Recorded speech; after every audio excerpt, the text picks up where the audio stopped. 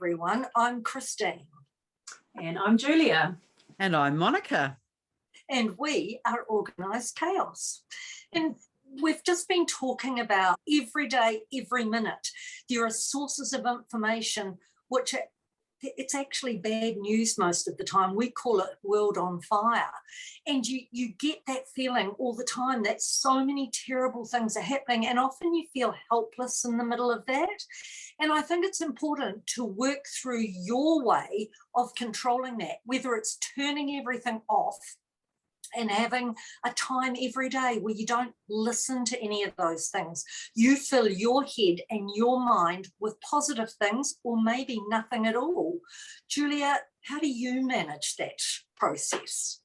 Well, one of the ways that I've done this is actually through a major social media edit. A little while ago, I found out that we were building a house, and because of some of the council parameters, the house was going to be a lot smaller than what we'd initially started. So my big dreams, and I, followed people on social media with these beautiful homes and houses, and all of a sudden I was facing this much smaller reality. So I immediately unfollowed anyone with a nice house, anyone with a big house, and anyone with lots of money. And I followed all these little houses of tiny homes, people living in caravans, people who are making the most of their small environments.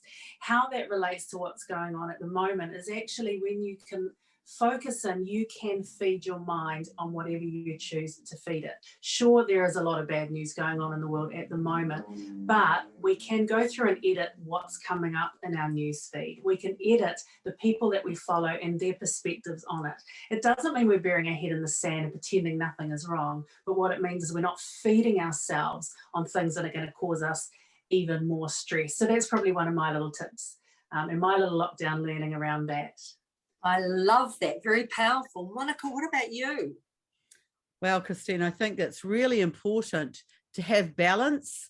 So, and choose how we filter information in. I love the way that Julia changes her filters by looking in different places.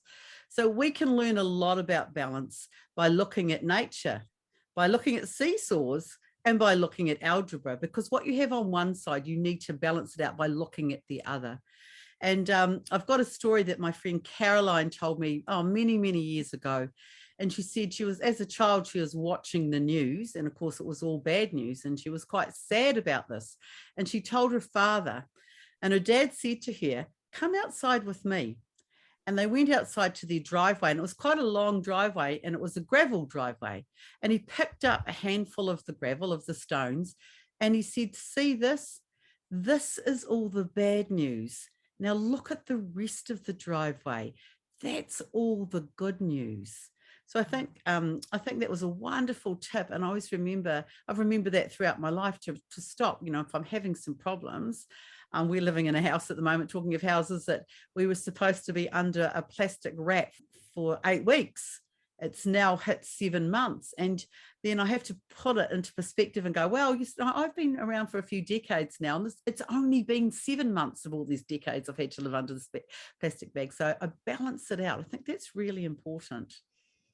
There's a lot of wisdom from both of you, really, really good advice. And I think, we can control it. And sometimes it is about making a decision about what is in your hands and what isn't. So I love that concept of balance. Well, we're Organised Chaos, and we'll be back talking to you again soon.